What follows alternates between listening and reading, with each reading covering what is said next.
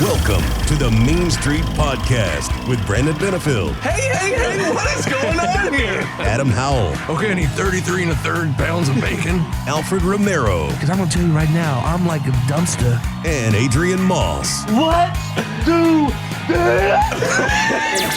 We use the word revolution because this is a revolution. Hold one, arm drag. Woo!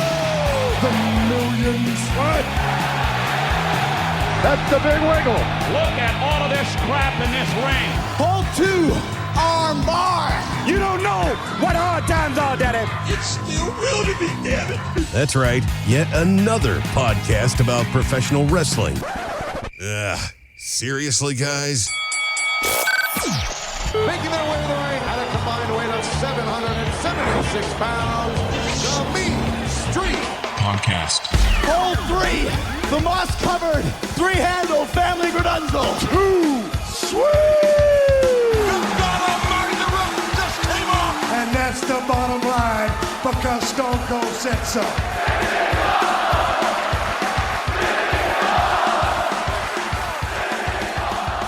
Hey everybody, what's going on? This is the Mean Street Podcast. It's your pal, B-Double, Brandon Benefield. I said it wrong, Alfred. It's Brandon Benefield, a.k.a. B-Double, if you will. It's been a long time. See, we've been off a couple weeks with the with all this craziness going on. We're in quarantine. I mean, it's just your name, Brandon. It's I not know. Like it's just your name. You forgot your name. It's the most important part of the show. It's the intro, and I feel like I got to get it right, and sometimes I screw it up. And you're like the worst host ever. I know. And Adam's not here to keep me in line. Although I am wearing Adam's new shirt, Unbiased Journalistic Integrity, which you can find at prowrestlingtees.com/meanstreetpod. So be sure to check that out. Hey, also, Alfred, check this out. Do we get commissions from that? Check this out. I don't even have my shirt. I don't have my own shirt. We need to have a shirt for you. You need to give me a design, and we'll get you set up. But do we get commissions from these? Alfred, you're breaking the cardinal rule right here because I haven't even introduced you yet, and you've been talking way too much. So, anyways, let me pass it on. A-Bomb's not here. Mossman is not here. They might pop up at some point. We're doing another Zoom chat, and across the interwebs from me is Alfred Abs. What's up, buddy? So where's my money from these shirts? I think I'm the only one buying them, to be honest with you. I have two kids to feed. You have no kids, but I have two kids to feed, and I need that money, man. We'll talk about it off air. But hey, Brandon, good to see you, pal. It's good to see you too. But I was going to say, in the meantime, since we are down two co-hosts, we have a special guest filling in this week, and it's none other than the shotgun himself, Big Shotty. You know him. He used to be formerly from Southern Honor Wrestling. You've seen him at GPW all over the state of Georgia, and he's a man about town. We've seen him most recently on AEW, All Elite Wrestling Dynamite on TNT. He was also on AEW Dark. And it's Lee Johnson. Buddy, how are you? I'm doing great. How are you guys doing? Doing great, man. How are you holding up in this crazy quarantine right now? Like, what have you been doing to stay busy? Well, I'm actually still working. Yeah. So I haven't stopped working, and then getting to the gym, stuff like that. I got some home workout things that I'm working with. So far, it's been okay. Yeah, cool. We have that in common. We've both been working out in the gym, so that's what I've been doing. Alfred, we're on video chat, so he can see you. So obviously, you think that I'm fat? Okay, yeah, I didn't say that, but I was just going to say it's clear that you haven't been to the gym. You might as well just call me fat there, Brandon. You might as well just call me fat. I love you, buddy. I love you, and I miss you. I wish we were in the studio together. Maybe one day soon. Who knows? But in the meantime, we're doing this virtually, as is everybody, it seems, these days, doing these virtual Zoom chats. But Lee, we want to talk to you about the appearances on AEW recently. I guess go back and let us know how that came about. Who approached you? How did that come about to appear on AEW? It was actually my trainer, QT Marshall. Mm-hmm. It was about a month and a half ago. He approached me about something on Dark. I went and did Dark. And after that, they're like, hey, let's have him come and do some tapings. And then I did the tapings, and from there, everything else just kind of fell into place. When you did the Dark episode, that was still in Jacksonville, wasn't it? That was in Jacksonville, yes. So kind of walk us through the process there of just being there, being in the locker room. Now, of course, it's going to be a little different because it was empty arena, so it's different than normal. But just kind of walk us through the process of getting there, how early you got there, just the whole backstage vibe. Right. So I got there at about I think we got there at about 4-ish. Honestly, there was no locker room really. It was maybe just me, Mock, Swagger, QT. Well, real quick, just like how crazy is that? How crazy is that to be with those guys of that caliber? It was insane, honestly. It Yeah. was really cool. Yeah, it was really, really cool because they're so calm and laid back. They talk to you. They don't make you feel any type of way. That's one thing about that locker room in general. They're all very welcoming. So yeah, it was very awesome. And then also there was Tony and Cody there, who I had met a few times training at the Nightmare Factory. But so yeah, overall it was a really, really cool experience. We get to Jacksonville, and it's me and Sean Dean, and The captain. when we got there, the captain, yes. When we got there, we kind of sat inside of the trailers for a couple hours just waiting. We didn't start filming until around like 7:38ish because it has to be a certain time. It has to be dark and everything, with Daly's Place being an outside venue. Mhm. So then eventually we got to the point to where we started filming, and everything just went great. It went very, very smooth. It was an awesome night. I got to wrestle, one of the guys that trained me, and it just couldn't have been better. So Now, go ahead. I'm sorry, Brandon. Now, obviously, you're around these veterans who've done this for a long time, experienced doing television tapings and being in these kind of big situations. Were you able to take advantage of picking their brains and getting advice and having them sit you down after a match and say, these are the things you might need to work on. These are things that we saw that were positive. So how was it like getting advice? And then how willing were they to give you advice and sit down with you and for you to pick their brains? So at that Jacksonville, the first Jacksonville show, that kind of didn't happen, more so for a couple of reasons. Because of the virus going on, there was only allowed to be a certain amount of people up at a certain amount of time. So if it wasn't your match, then you kind of had to stay back in the trailers or whatever. Eventually, I got to that point to where I got to talk with a couple of guys a few weeks later. But at that show, it was more so just QT, Cody, and Tony. And and Cody is someone that's always throwing advice around. So it is always awesome to hear from him. And so that first match was for Dark, and that was the one with QT, correct? That was the first time you were there? Yes. So him being one of the main guys that trained you at the One Fall, which now they're calling the Nightmare Factory, what was his I guess I assume he talked to you afterwards. Did he kind of like talk you up, like, hey, you did a great job? Did he did. because he's the trainer, did he kind of like pick at you about critiquing you, or no? No, because I am such a perfectionist that it's insane. I want everything to be a certain way, to look a certain way. I visualize things in my mind of how it should be, and if it doesn't, then I kind of get super upset. So there was something that happened in the match that didn't go the way that I wanted it to go, and I felt it was on me. And so he kind of helped me up afterwards because I was very down on myself.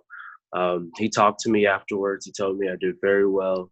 And yeah, he did what I guess any trainer would do. And he just told you to keep going and that you did very well. And, it was one of those things. It was like a dad. If you fall down, they want to pick you up. It was just like that. Cool. Now, I noticed when I guess it was Cody and Tony were doing commentary for that Dark match, or for that show, and I think from right off the bat, I think Cody was calling you Big Shotty. Yes. I think. Did you go? I guess you went. I'm assuming you went back and watched it since, but I thought it was kind of funny because to the audience, you're kind of an unknown unless you're an SHW fan or you're a Georgia Indy fan. Then, of course, we knew who you were. But I thought right away, I was like, oh, he's already referring to him as Big Shotty, making it sound like you're kind of a part of the team already, which I thought was really cool. Same thing with Sean Dean. He was already referring to him as a captain and all that kind of stuff. Now, speaking of Big Shotty, I noticed the first time I talked to you a few weeks ago, about your appearance. You did not have a Pro Wrestling Tees store yet, but you have since got a Pro Wrestling Tees store. I know this because I just went on there this past week and got myself a red Big Shotty t-shirt, Oh, man, which I'm still thank waiting you. for. But yeah, so let people know, is it just prowrestlingtees.com/Lee Johnson? Yes, it is. Okay. And then the shirt title is Big Shotty Lee. Gotcha. Eventually, I'm going to get to changing the Pro Wrestling Tees store name to Big Shotty Lee, but in the beginning, I was just trying to get it done and taken care of and put out there. Well, that's awesome, man. I'm glad you finally got a shop going, because as soon as all this quarantine stuff hit, we've got a ton of friends that are in the wrestling business through Southern Honor Wrestling. We know a lot of you guys, and I hate it for y'all because a lot of you guys depend on those weekly shows, multiple weekly shows a week to make some income. And with no shows happening, it's been hard for everybody. And so I definitely wanted to reach out to a lot of you guys. And that's the first time I reached out to you, like whatever it was, 3-4 weeks ago, saying, hey, do you have any merchandise? If so, how can we buy it? Because, I want to at least buy a t-shirt or do something to try to get some money in you guys' pocket. So I'm glad you finally got a store up and running, and especially your appearances on AEW. I'm sure that has helped, and I'm sure people have been curious, hey, how do I get a t-shirt from this guy? So Thank you. Yeah, man. So moving on from that first appearance on Dark, fast forward a little bit, only a week or two, I guess. Now they're doing a set of tapings from the Nightmare Factory for AEW Dynamite. And I don't remember if they taped out, like, was it 4 or 5 weeks worth of shows maybe? And, yes, it was about 4 or 5. So when you were there, I guess, for all of the tapings. Yes. And so how did that work? Just because it's such a surreal, weird feeling for the fans to see it all and not just an empty arena at Daly's place, but then in an empty small venue, kind of like WWE's been doing the Performance Center, and it's just so weird and tiny. I've kind of enjoyed how AEW did it because they had all the wrestlers surrounding the ring, in the first row. And I thought that was really cool. But explain to us kind of how that vibe was and who you all were there with, some other Georgia indie wrestlers as well. So, man, I think that was awesome. I like the idea of it being smaller. I like the idea of it being a little more personal. The fans being on the side. Everything just felt super up close. And I think AEW has completely mastered the empty arena. There with me were a few names. There was Sean. There was Danny Jordan. There was Baron Black. Alan Angels. And there's just so many talented guys that were there with me. It was insane. And it was so comfortable because being around the names that, you pretty much grew up watching, but then you look to your side and you have people that, you've been hanging out with for the past year, 2 years, and you kind of get pretty comfortable and more calm as the days go by. Now, let me ask you a question, Lee. I hate to go back and talk about your first match, but I was curious. You said your first match was with someone you're familiar with, your trainer. So how much easier was it for you to have that debut match? Because obviously you're going to be nervous as it is for it to be your first match on such a big stage. But having it against someone that you're familiar with, who knows you, you guys know how each other works, was it easier for you to do it that way than maybe going up against a wrestler that was on the roster but you hadn't worked together before? 100% easier. He knew how to keep it simple to where I still looked a certain way. He didn't, they call it like big boy, and I don't think anyone in AEW would do it, but it's kind of like where they stop you from doing anything at all. And he kind of just took care of me. It calmed all the nerves that I had as far as who I was in front of. So had it been anyone else, I probably would have been a complete nervous wreck.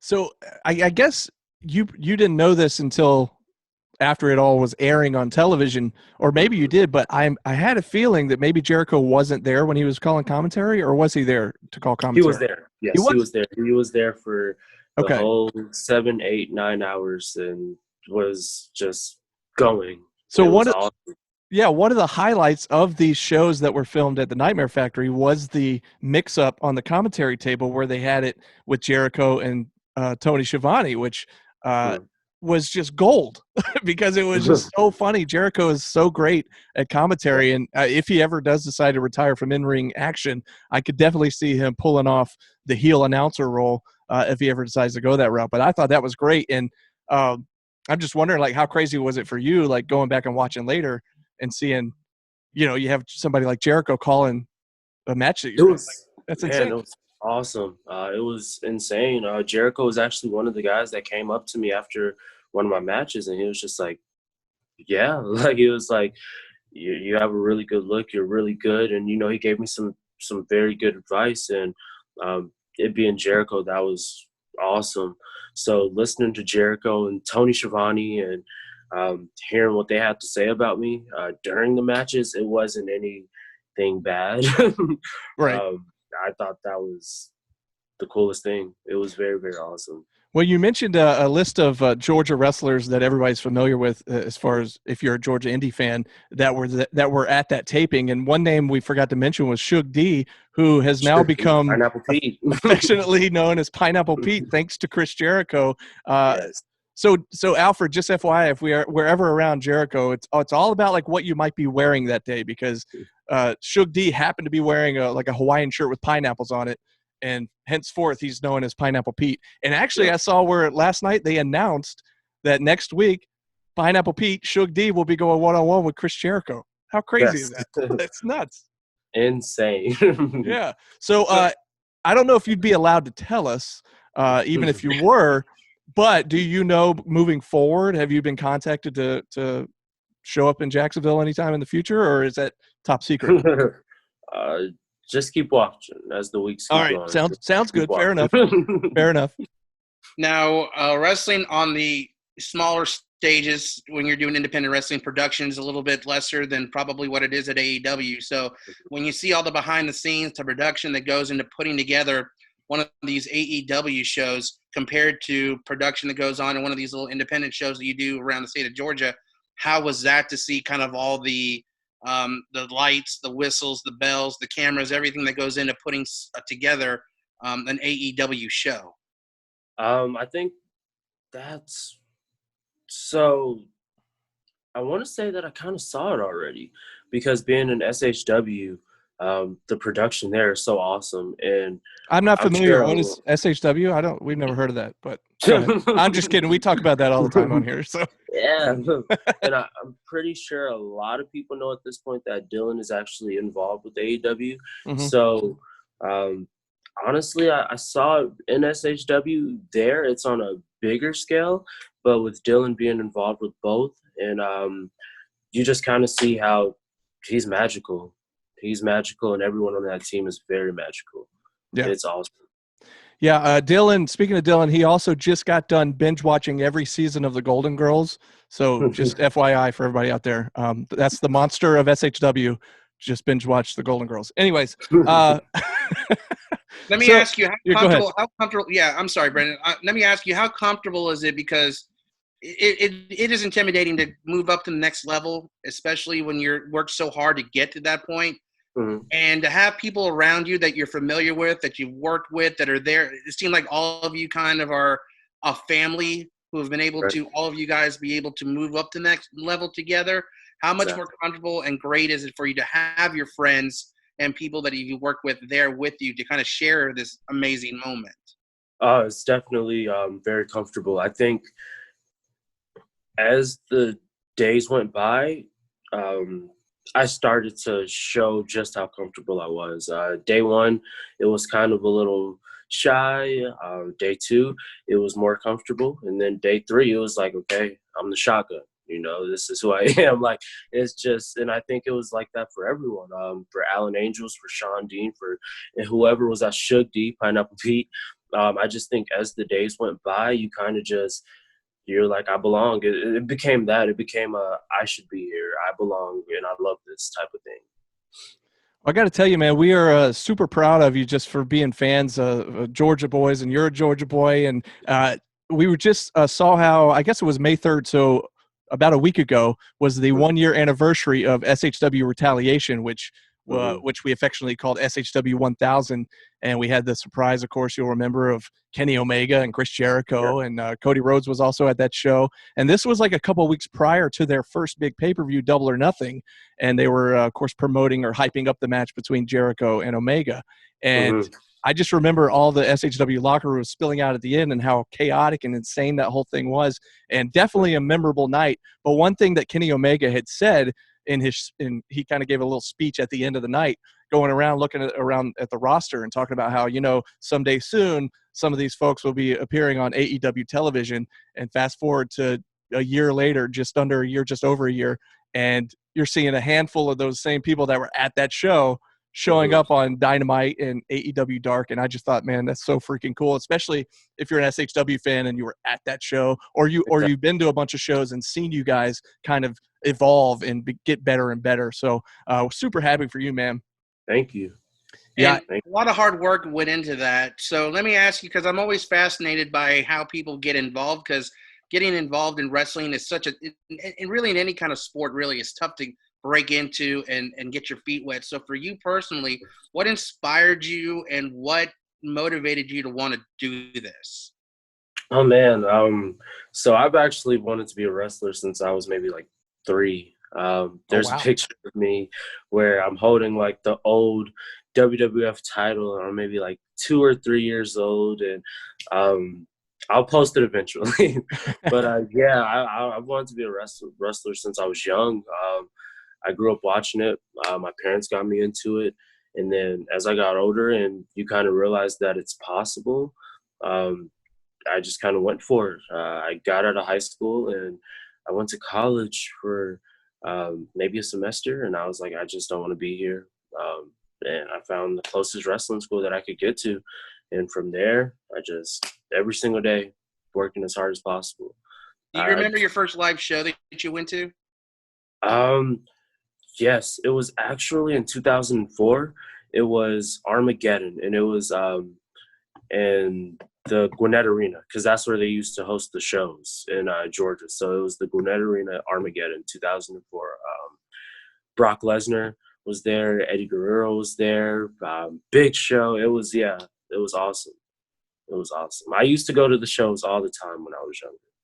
I think we all did. But who did you have? And you named a few wrestlers just then, but is there any particular ones that like either you kind of modeled yourself after, or you looked up to the most, you kind of were influenced by the most? Yeah, actually Batista. I love. Okay, wow. I love Batista growing up. Yeah, big SmackDown guy. Yeah. So watching SmackDown and from 2005 on, he ran SmackDown, and he was like a superhero for me. So definitely Batista. And then now he's in superhero movies as Guardians of the Galaxy. Exactly, right. And now he's actually in the superhero movies. Now, one of the things I'm fascinated about wrestling and I love the most is that a lot of these people, John Cena, Stone Cold, they've gone on and become great actors. And people fail to realize that having charisma, having an attitude, is not something that you're born with, and you can't really teach it. I mean, you can go to a wrestling school, they can teach you the moves, they can teach you all the maneuvers, but they can't teach you how to be charismatic on the microphone and carry yourself there. So for you personally, how are you able to learn those skills of getting on the mic and being able to cut promos and tell stories? And because you're out of the ring and out of the arenas, you're probably way different than you are in the ring when you're wrestling. So tell me about that process of discovering that side of the wrestling profession. So I think that side actually comes with how comfortable you are. I've always believed that the best wrestlers and the best promos were always themselves. They were just turned up to 10. So, from Dusty Rhodes to The Rock to Stone Cold, that was just them. And they just have a natural charisma about them, and they know how to turn it on and turn it up. And that's actually one thing that I did learn from QT Marshall, is that a lot of wrestlers, when they're starting out and they'll cut these promos, and there's this thing called the wrestler's voice. And I'm sure you guys heard it. It's where the wrestlers put on this fake deep voice and they try to sound scary, or they try to sound like a wrestler. And he just taught me that's not the way to be. You kind of just got to be yourself, and you just talk, and whatever comes to your mind, you let it out. And I think that is exactly what it is. All the greatest guys, in my opinion, have always just been themselves on the microphone. I actually can't think of any that haven't really been. Maybe like The Undertaker, but that doesn't count, Right, yeah. He's still great. Yeah, that doesn't count. Speaking of which, so I think it's starting this Sunday after Money in the Bank is the series what do they call it? The Last Ride, I think. Yeah. And it's a series. It's going to actually be – this is like the first time as Mark Calloway he's let camera crew document his last few years of the business. And in fact, if you look on Mean Street's Facebook page, I just shared they released the first like 13 minutes and on the WWE Facebook page. So I shared that earlier, but I'm very excited to see that. It's not necessarily on point with what we're talking about, but you said Undertaker. It's great. I think that it's awesome. Like I've no one's ever really seen the Undertaker as a character. That's one thing that he's always taken with him everywhere is his character. So I think it's going to be awesome for all the fans watching around to see it. Speaking of Taker, what was your take on this past year's WrestleMania? Obviously, in the empty arena and like the Boneyard match and the Firefly Funhouse. What was your thought on that? First of all, did you watch WrestleMania? And I did. So what did you think of it? I loved it. I was very entertained. I did not know what to expect going into it. I didn't know what a Boneyard match was. Right. So that version of the Undertaker, the Big Evil version of him is my favorite version of him. Mm-hmm. So seeing that happen was awesome to me. I know I heard rumors that we were going to get that version a couple of years ago when he was facing John Cena at WrestleMania, and it didn't happen, and I was so upset. Yeah. So to see it at this WrestleMania and to know that we're probably going to see it again once the fans are allowed back into the arenas, I'm very, very excited. As far as the match with Bray Wyatt and John Cena, that was insane. And I think that's one that you kind of have to watch a few times over to really kind of be like, oh, okay, this is what they're – a bunch of little Easter eggs and stuff in there too that you might have missed. But it was definitely twisted, but it was entertaining, but it was like, wow, that's out there. I wish it went a little bit longer, though, because the Boneyard match was a pretty – long match. I wish that one went a little bit longer, but I was happy for what it was. I was very happy for what it was. And I thought with the shape too that Undertaker's in, and you can even see this in the first 13 minutes that I talked about that they've already released of the documentary. You can tell, his age has obviously gotten to him and he's moving slow. And I thought that's the perfect way for him to have a compelling, interesting match and not have to rely on a bunch of big moves, a bunch of speed or anything like that, because it's just a slow, drawn-out brawl. And for somebody in his shape, but they were able to hide it by using the Boneyard match, And so I thought it came across great. And the finished product, of course, it looked a little hokey, like a hokey horror movie. But as a wrestling fan, out at the end. All those early horror flicks, like Nightmare on Elm Street. That was the kind of I got that kind of vibe when I watched it because the killer always never walks fast. He's slow walking anyway. Yeah. So for the Undertaker to have that kind of characteristic where he's walking really slow and in kind of a slow motion, just like, any of the Freddy Krueger, any of those guys, it gave me that kind of style. And I guess for me being an old dude, 42, who grew up watching those kind of horror. Yeah, I know. It's crazy. But growing up watching Friday the 13th and Nightmare on Elm Street, I got that kind of great vibe of that, even like you said, Brandon, the guy isn't a young spring chicken anymore. But like you said, this is a great way for him to be able to still produce a great match because he's the Undertaker. He's supposed to be this kind of demonic character, so you're expecting him to kind of have that little slow walk or anything like that. So for me, as the same with you guys, I really did enjoy that a match. So I mean, the future is bright for you. I mean, you're starting to make a name for yourself. So what more do you feel like you need to? I mean, you've done a lot. What more is on that checklist of accomplishments do you think you want to try to knock out here over the next maybe few years or so as you continue to evolve and continue to grow and learn? There's a list. There's a very, very long list. I truly believe that you never stop growing. I don't think that you can ever truly be the best because there's always something else that you can get done. So I just want to continue to be the best that I can possibly be. I want to put on the best matches with a bunch of great wrestlers. I want to do whatever wrestling is going to take me to do. So as far as that list, honestly, I couldn't tell you because it's like a mile or two long. It is so long. It's like the list. This is a Jericho list of 1,004 holes. Literally, Standing in the middle of the ring. We'll be here all night. Hope he reads them all off. So, Yes. one thing I wanted to bring up a minute ago, and before we let you go here, because we're getting ready to wrap up, but we were talking about your appearances, obviously, on AEW. Now, it was so cool to see you there. The only downside that I thought, and I kind of felt bad, is that it wasn't an empty arena, so you weren't getting the full crowd, that arena crowd experience. And so, despite that, I want to go back. I guess it was a couple months ago. It was actually our last SHW show, and we hadn't seen you since maybe it might have been the 1 year anniversary show, like last October or something like that. And we hadn't seen you since then. And we knew. So Gerard and I on commentary knew that. I think it was whoever was going to be facing Cam Carter couldn't make it at the last minute. And we did not know who was going to be taken, who's going to be replacing that person in the match. So when your music hit and you came out, like we were excited, but you had to have felt that crowd, because where we were sitting, that crowd popped. And that was one of the biggest pops of the whole night. And that had to be maybe a little unexpected for you. Like, how did that feel, though, coming out to that kind of reception? That was awesome. I don't know if you all have ever heard this story, but back in 2002, before Triple H returned at the Royal Rumble, he mentioned him being very nervous because he didn't think anyone was going to remember him. And I think every wrestler almost has that same feeling. And that same night, I had the same one. Before I went out there, I was so nervous. I was like, these people aren't going to know who I am. The last time they saw me, I was a bad guy. They're probably not even going to want me here. Like, so to come out to the reception that I got, I was very happy. After my match and I went out to the crowd, and the amount of people that came up to me was insane. It was honestly one of the highlights of my whole career. That's awesome. Insane. That's awesome, man.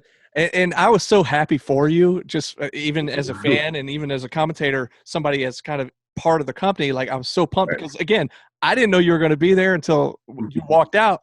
And first of all, Gerard and I kind of looked at each other like, holy crap, that's Lee Johnson. What's he doing here? But just where we sit now, we used to sit up on the stage to call commentary. Now they set us next to the ring. And so we're in that. Like, when you're in the ring and you feel that crowd, we're kind of in there too. So when they get really loud and really excited, we can feel that. And then I start getting goosebumps, And so when that crowd popped, man, it was literally, and there were some other big moments that night that happened. But I honestly think you probably had the biggest pop of the night. Just the surprise reaction from the crowd. I thought that was so cool for you. And I don't know what the future holds for you with SHW. And I said this, I do another podcast with Gerard for SHW. We don't actually know what the future holds for us. Like, when we're going to have another live show, when we have the next show, will there be a crowd? Will there not be a crowd? So I don't know. But if we get back to the point where we were and we have live crowds again, I would love to see you back in SHW. I know you've kind of started moving into bigger and better things. But but at the same time, I imagine you're still going to be doing like the indie circuit as well, correct? Yeah. So in my belief, SHW is always going to be home. It was always the first place that I had worked at every month. It was the first place that really took me in. Dylan, Gary, the first. It was just, so it's always going to be my home. No matter what, no matter where I am, I'm always going to come back at some point. That's awesome. Let me ask you a dream match for you.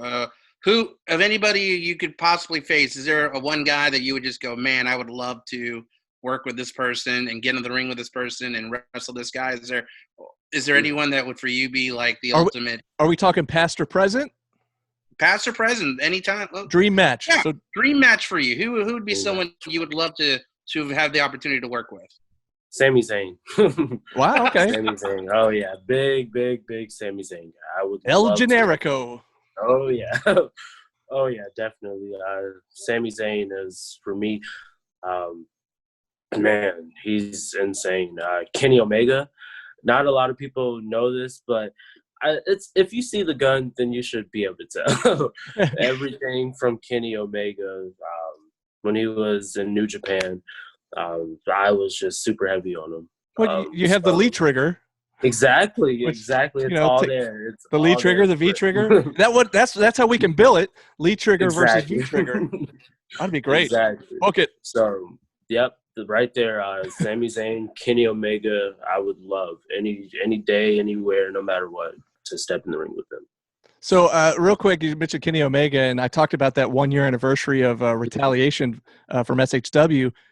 And how insane was it? Now, you were obviously there for the tapings, but there was a confrontation where everybody beat down Angels at SHW, and then 1 year later, Angels gets to go one-on-one with Omega live, or not live, but on TNT Dynamite, national television, on a huge stage. Like, that was just insane. Were you guys, like, was awesome. What were you guys talking backstage with Alan? Like, what was his – he was probably, like, in the clouds. So, yeah. He was. It was awesome. I remember watching it and thinking that it was going to be one of, just an enhancement type style match or whatever. And as I was watching it and I saw him kick out the V trigger, I was like, Jesus. And then I saw him, hit a couple of his moves. I was like, Jesus. And then, and he came to the back and I was just like, man, like, you just killed it with Kenny Omega. Like, he did insane. And honestly, I don't think people understand how last year that SHW show did kind of stamp that in place of like, hey, I know this guy. I'm not just going to bury this guy. We're going to do something. It was honestly awesome. It was awesome for Alan in every way. Yeah, that was unbelievable, man. And as a SHW fan, like I said, seeing you, seeing Sean Dean, seeing Alan Angels on the big stage, obviously seeing Danny Jordan even in the crowd. At one point on one of the episodes, she's holding Britt Baker, and I think Sheeta or somebody came and like gave her a knee to the face or something.